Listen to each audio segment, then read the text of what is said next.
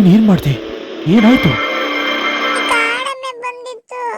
ಅಪ್ಪ ನನ್ನ ಕಾಪಾಡಕ್ ಬಂದ್ರು. ಆಮೇಲೆ ಹೀಗಾಯ್ತು. ನಾನು ಯೋಚನೆ ಮಾಡಿಲ್ಲ ಅಪ್ಪ ಹೀಗಾಗುತ್ತೆ ಅಂತ.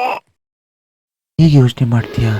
ಈ ಥರ ವಿಷಯನ ಯಾರು ಯೋಚನೆ ಮಾಡೋಕ್ಕಾಗುತ್ತಾ? ಇನ್ನು ಮಹಾರಾಜರು ಇನ್ನಿಲ್ಲ.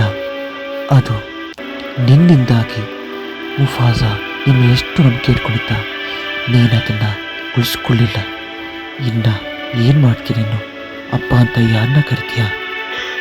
ಗೊತ್ತಿರಲಿಲ್ಲ ಇದಾಗುತ್ತೆ ಅಂತ. ನಿನ್ನ ಏನಂತ ಅನ್ಕೋಬೇಡ.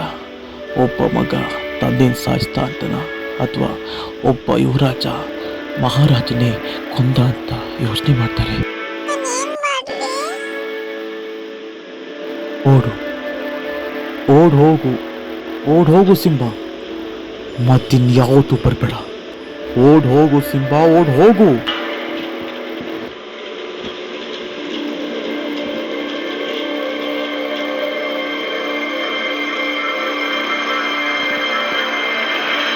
ಸಾಯಿಸಿ